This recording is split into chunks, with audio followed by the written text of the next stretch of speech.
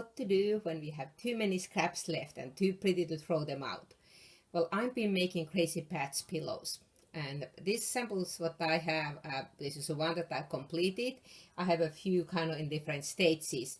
So I'm going to show the little short tutorial how could you use some of these scraps, especially some of these upholstery fabrics samples that I've been getting some donations. I'm going to start with the pattern. This pattern what I'm using is one of my Martha Pullen teacher licensing project patterns, but really any kind of crazy patch pattern will work. I had used this on some classes, and I even had some fabric scraps that I've used on that one. This was done as a foundation piecing. If you use a thinner fabrics, then that'll be a great way to use a foundation piecing for it, paper piecing, foundation piecing. Because I'm using upholstery fabrics, these are a little bit heavier, so I'm not gonna do a traditional seam. All I do in mine is I'm gonna just put these edges together, actually just a little overlap, and then I will use the serger to cover those raw edges.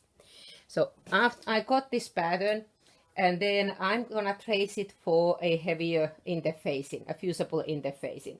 The first one I made was on just a no-show mesh fusible. That works pretty good if you have these heavier interfacing fabrics too. But this one just gave me a little bit more body. I believe this one is decor bond. I put the fusible side down on this one, and so I'm gonna draw. And I kind of found out on this heavier stable interfacing that if I use kind of a bold pen, marking pen for drawing my lines. So I'm going to trace all these lines, and then we'll come back and cut our fabrics.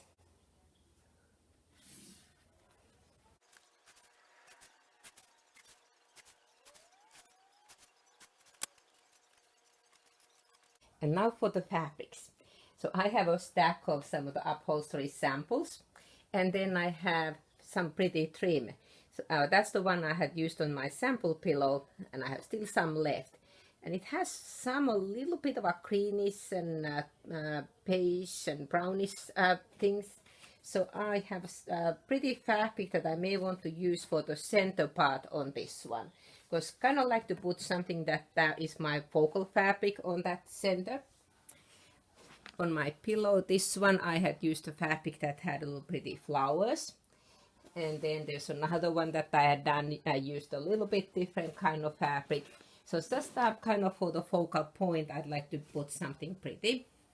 And on this one, because it was more kind of plain fabric, I had a pretty embroidery design built in my machine. So I thought that looks as pretty good. It's a nice shape for that block. So I matched the colors of the threads close to my trims that I use for the serger. So that's kind of looking something that will be the focal point for the center part. I had also taken one of the patterns and cut the individual segments. And I just use scrap papers on these ones, because that helps me to cut my pieces, especially on this one, because I don't really want to do a lot of seam allowance. They are of course helpful if you do your traditional paper piecing. You could cut this 1/4 inch extra seam allowance. These ones I just cut extra 1/8 of an inch, because I'm not gonna do a traditional seam this time. And that's one reason I'm using a fusible interfacing, so that I can iron these pieces more securely too. So I'm gonna start with my center piece, and I flip my interfacing now other way around, so I have my lines and numbers on the wrong side. And I use a pretty dark pen, partly for the camera, but also my fabrics are thick, so they don't shine through. So if you are using more kind of a quilting cotton fabrics, and especially using that no-sew mesh fusible, then use your some kind of fabric marking pen, things that come out, because otherwise those numbers might show through. Because this time, unlike on the paper piecing, when the paper is pulled out, this time this foundation is left in, so you don't want to have anything to show through. So I'm just gonna get my first piece, and I will cut this one out of this fabric. My patterns, really I had to reverse them for this one, so I have it, that's the one reason it helps me to have the pieces kind of cut already. But now I can audition where I would want to cut this piece out. Well, these are upholstery samples, which means they have lots of pieces of paper still. Sometimes you can pull some of them out, but not always. So I'm going to keep this piece, flip it on this side, and now I can cut this one out of this place where I can best fit it, and then I can even try to get some of the fuzzy cutting if needed. So I will cut all of these pieces and then I will show how we put it together. Well, here's my centerpiece cut. So I use little fabric pattern weights, and I then use the ruler and rotary cutter to add approximately another 1/8 inch seam allowance. So here's my first piece. So I will then keep cutting all these other pieces. So that is what I kind of like to do when I'm finished cutting one piece. I will just put this underneath so I know what piece it is. And I got all the pieces cut. And then I want to pick up the thread. So I'm going to use some of really heavy thread, since I'm going to use that cover stitch on my serger to do the decorative stitching. So for the looper I can put pretty thick. So I picked up some of the heavier threads that I had. Well, I don't think the glitter will go with this one. That's too orange. That's too yellow. Not the right brown. No, black is maybe too dark. That's not the right color. I think that's gonna be the one I use. That is the kind of hardest thing. I'm not good with color. I had used that really heavy. This is the number 4 Madeira overlock thread. It's a really thick cotton thread, so I used that one on my pillow top. On this one is a Wild Eye Designer 6, which is no longer in production. I still had some gray one left, so I used more taupe colors on this one. The finished pillow I had used the same as that first one I showed. And then one of these blocks I turned it into a table runner, and I used a very muted, almost the same color fabrics and the thread on this one. So depending on the look you want, so I just kind of added some other pieces, did some puffing in the serger, and used the cover stitch to decorate the seams. So this was almost entirely done with the serger. I just used a little bit of sewing machine to tack things down. But so the thread is the one that shows a lot on this one, so I think I'm gonna go for this one. The really kind of this greenish one would be good, but don't have one of those at home at the moment, so I'll use this one. I took all the other pieces except the 1, 2, and 3, because these seams don't intersect. So I'm gonna sew these ones first. And because I used the fusible interfacing, I'm gonna tack them down with an iron. But because some of these upholstery fabrics, I'm not sure the contents on them, I'm gonna put the pressing sheet. And one of my favorites for this case is that Teflon sheet that lets the steam through. Most of the other Teflon sheets you can't use the steam, but this one I can even put some steam because it has holes. Also, other important thing why you want to use a Teflon sheet instead of normal pressing cloth is I have that fusible interfacing, so I don't want my iron to get stuck on that one. Got them somewhat stuck on there, not very permanently, but they hold a little bit there when I go and do stitching. I'm gonna use a little bit of a sewing machine to tack these ones down, because I need to sew these pieces in a serger with in the wrong side, so I want to tack those edges down from the right side. And so happens that the machines, we have a patchwork join stitch, which very seldom I would normally use it for that purpose, but it works perfectly on this one. And I have a J-foot on my machine, and I put contrasting color thread in a bobbin. On the top I just put a more matching one, the brown color, so we'll get covered. But then all I want to do is I'm gonna just to line up my stitches on the seams, and I'm gonna stitch over using that patchwork joining stitch.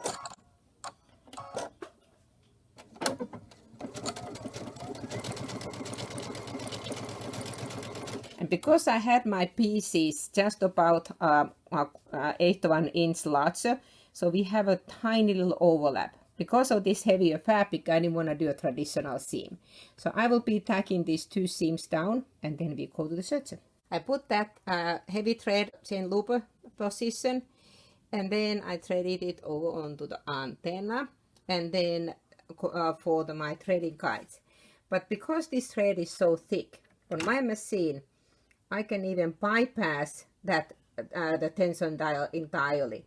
So I just put it through the loop behind, and then I have a little connector in there that I can catch it. So that way I don't have any tension on this. This is a so thick thread, I don't need any tension. And then I will put it for threading.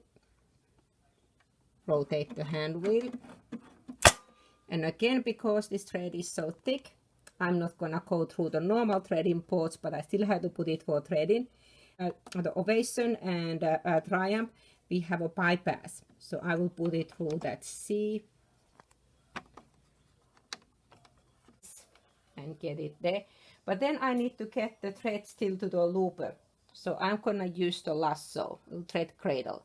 So I have just ordinary searcher thread, long piece and a little loop, and I get those two tails, put them onto the C, holding this other end, and then I have the thread going into the machine.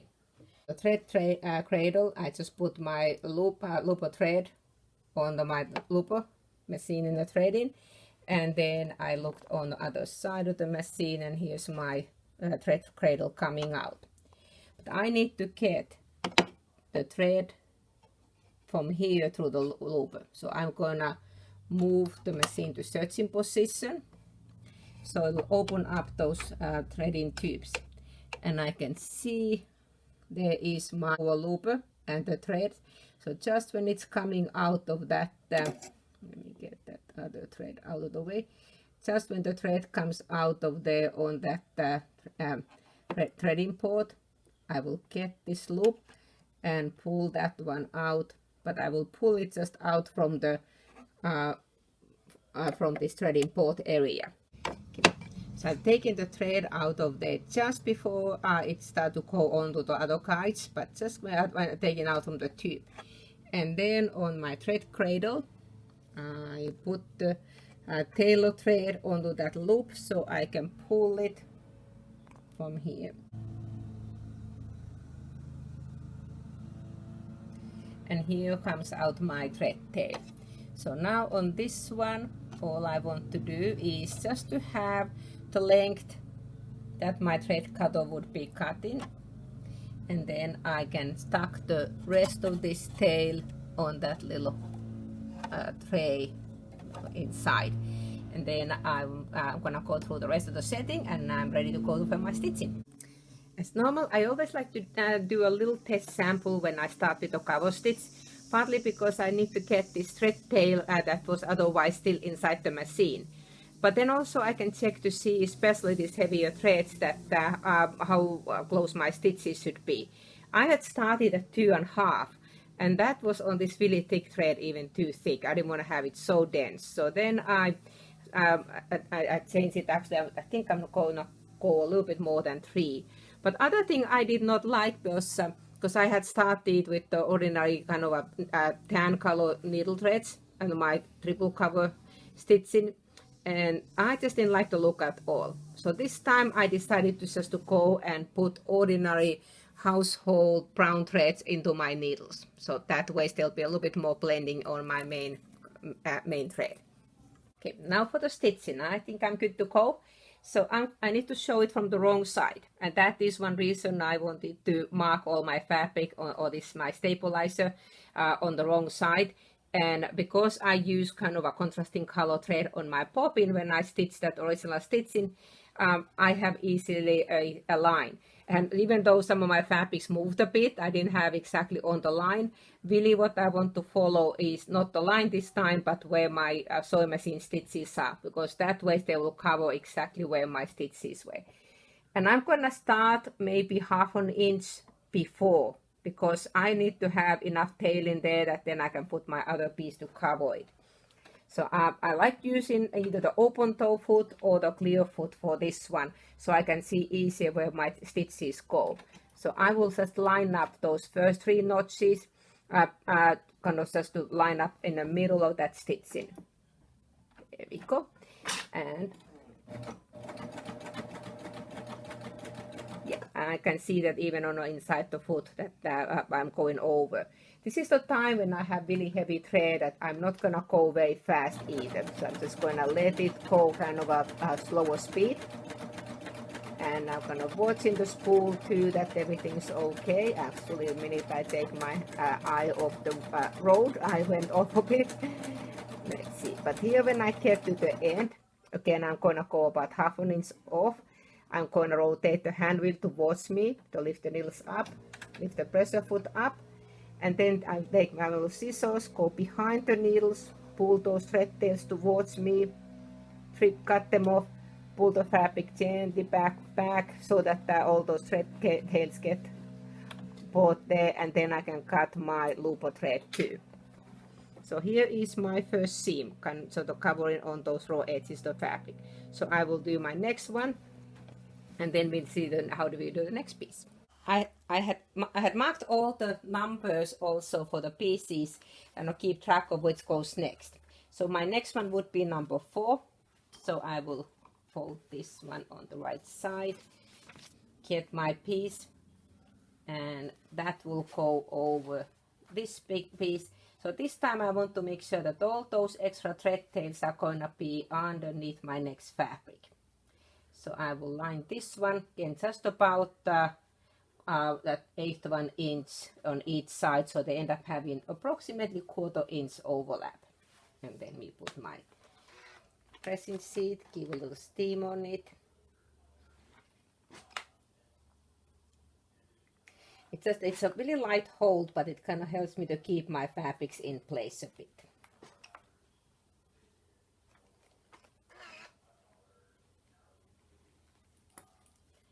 There we go. So I can go and sew this one, but then kind of speed things up a little bit. I may have to keep a little bit more pressure on that one. I can also sew this seam. So even though next one, this would say number 7, because the number 5 on this one was this corner. Well, I can actually do the number 5 on this one too, because they are not overlapping. They're not crossing each other. So kind of look on the pattern a bit, that you can sometimes go a little bit off the order. So mine, if I will put my next piece, that will be the number 5. And I can even give a little steam on that one. So that way I can do a few seams in this one same time when I go first in a sewing machine, and then I go to the serger to do the next, so that way it saves me going up and down too much and getting too much exercise. I think I'm gonna give a little bit more steam from this side because that fabric is so thick. But I put that Teflon sheet now underneath, so I'm not fusing this on my ironing surface. There we go. So those 2 pieces have been now temporarily fused in place, because you could use temporary spray adhesive too. And then I will do the number 7, and then that's about all I can do until I have more overlapping seams. So let me go do that one and then do the sewing. Moving along. So far done this part. So now I'm gonna do 6 and 8. Those would be the next ones I could access easily. Again, get my thread tails all neatly underneath, and then here goes my number 6.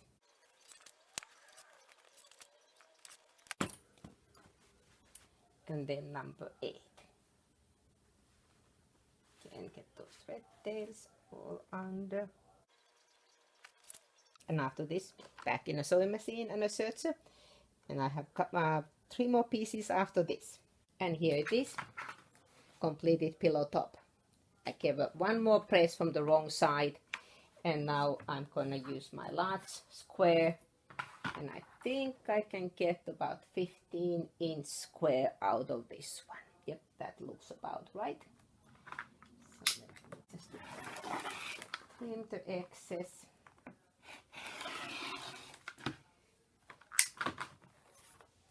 I like this big square ruler because it's so much easier for me to get exact squares. This one is the quilter square. It is 16.5 inch. The great one for squaring up big quilt blocks, but I also like to use it for the pillow tops.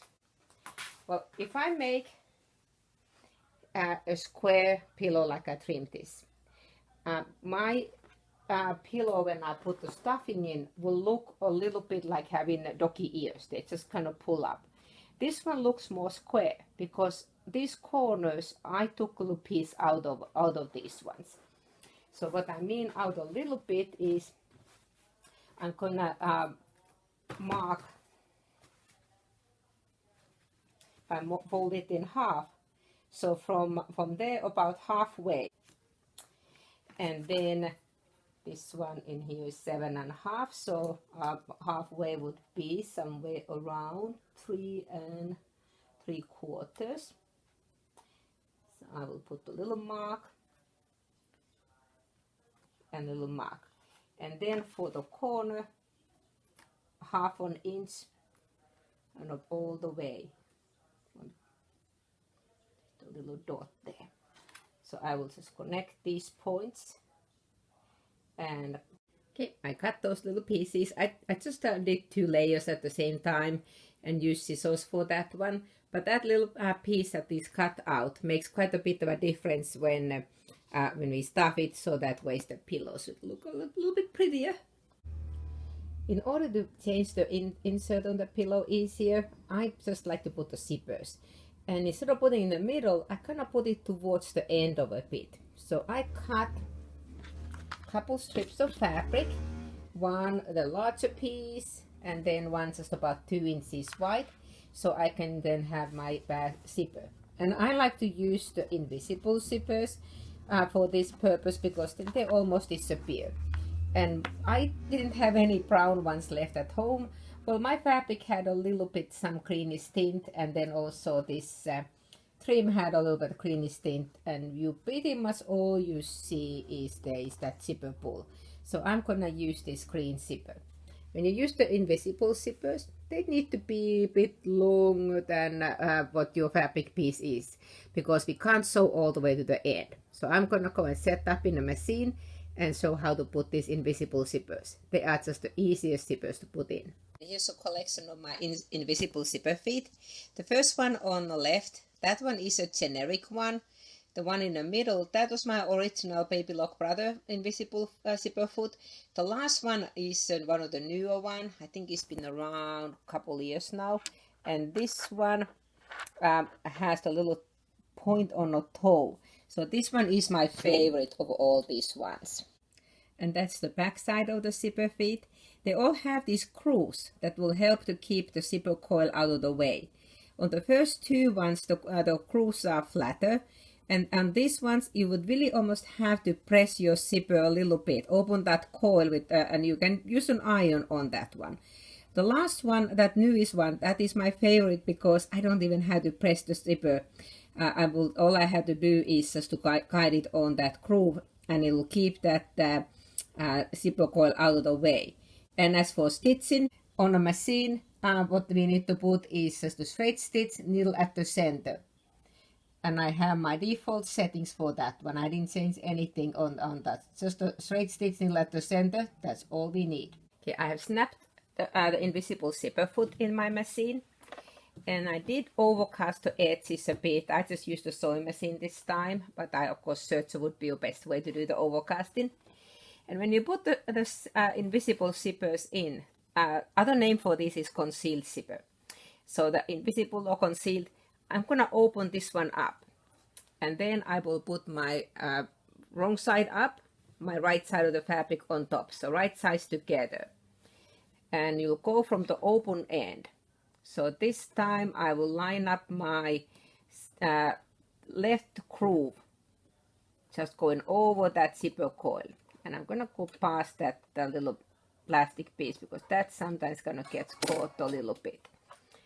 And then when I'm stitching, I'm just gonna keep that little pump, this foot has this little toe, and I'm just gonna keep it as close on that zipper coil as possible. and I can even kind of with my fingers to kind of flatten it out a bit. I could press it, and actually for those other zipper feet that I have, I need to press this one. But this time I usually find that if I just kind of press it with my fingers, and I can have that little pin going on that ditch of the zipper coil.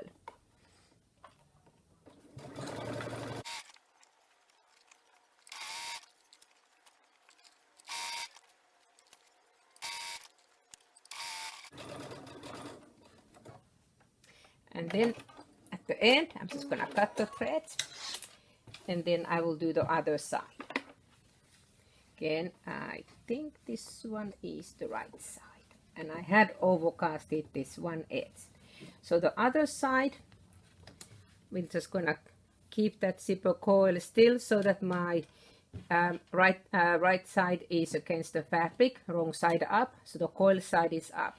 So I'm just gonna move this one now towards this edge, and I would line them up. Well, my fabrics were a little bit extra long, so I have a little extra piece there, so I'm not really worried too much about this.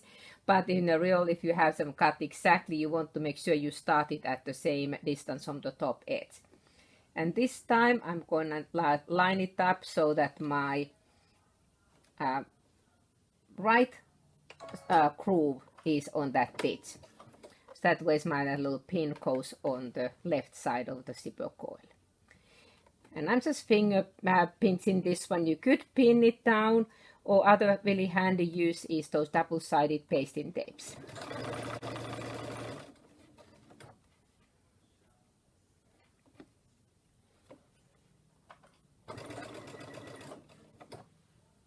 Okay, I finished the other side, and my little strip of fabric was way longer than the other piece. It was a little scrap that I had. But this time you notice that this is the reason why your invisible zipper has to be a little bit longer. I usually get them a couple inches longer than needed, because we can't go all the way to the end, because that zipper pull will just catch up. So that if this was a comment and there's going to be a continuation seam on this one, I would then backstitch, but this one I'll end up cutting some of this excess out anyway, so I will just cut the threads. And then let's see, did we get the good invisible zipper stitched in? So let me move those ones the right way around. Again, my narrower strip of fabric was much longer than my other one. And see if it got. So even though yes, I had a green zipper, we don't see it other than the zipper pull. So I think we did pretty good. So I'll give a little press, and I will then trim this to be the same size as my top piece. That's the reason I just cut this one a little bit bigger than needed, because I can always then cut it out for the right size. Okay, this time I'm gonna put that pretty fringe, because this fringe has this nice edge. I want to show this one too. So I'm gonna actually make this pillow and then add this afterwards on the right side. Again, most likely not the proper home decor way to do it, but that's how I made my other one, and I kind of like it. So I pinned these ones right sides together. An important comment is that when you are trimming off this back fabric, and yes, I cut the excess on the zipper also, but make sure that you have your zipper halfway open so that we don't cut it out. And also I'm gonna go all the way around, so we had to have a place to turn this right side out. And I'm gonna just use the standard safe foot, and I have my needle at the center position, so I'm gonna stitch just the width of the foot at the moment. It will be a little bit wider than 1/4 inch seam. Now if I just stitch this a little bit, and I put few pins on this one. Let me get some of these out of the way. The important part is that of course we don't sew over pin, but also I'm gonna put the pivoting function on too. But whenever I'm going over these zipper coils, I'd like to have them kind of kissing each other neatly underneath. So I'm just going to pinching them together, and I'm going to go very slow speed. And this is something that I kind of have, I've broken enough needles in my life for this one. So what I normally do is when I go over, even if it is a plastic zipper coil or a nylon, I will walk this through manually, because I can hear that if I had just gone through, I most likely would have had a little bit trouble, because depending where the needle strikes that one. So I just kind of use the hand wheel a little bit to go over that part. So I will go all the way around this one. Okay, last bit of the stitching.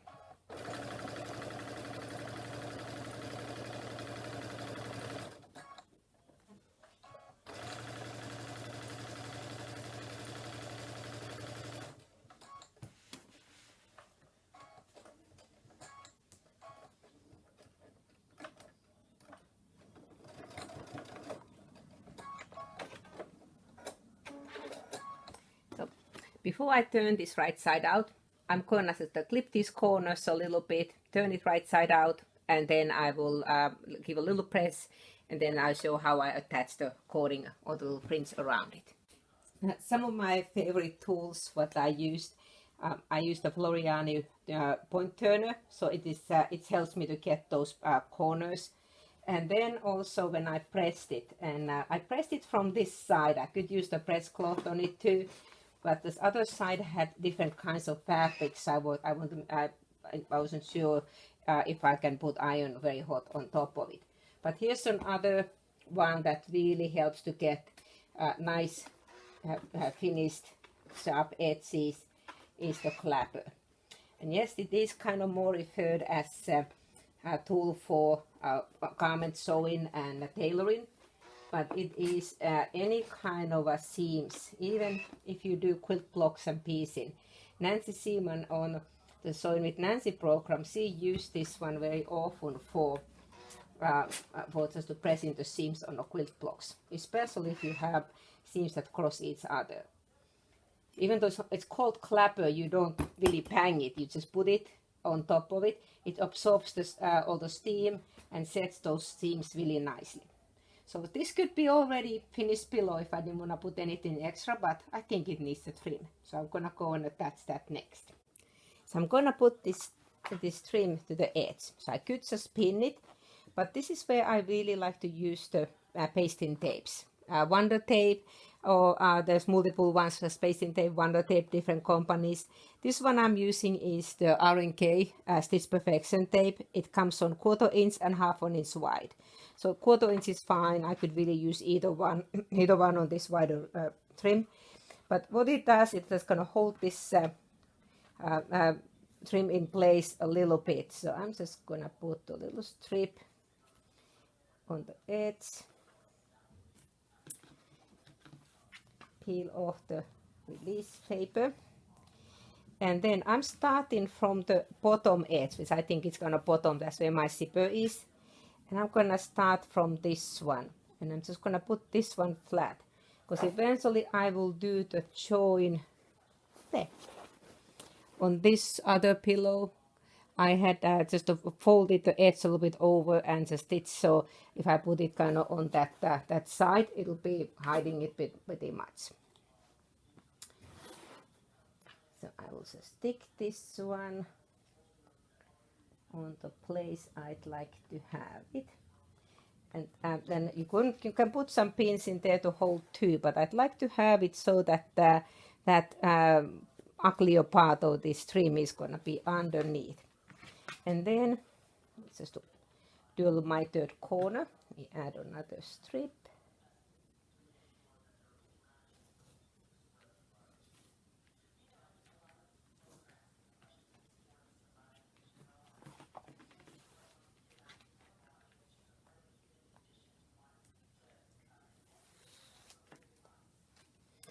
And then I will do my third corner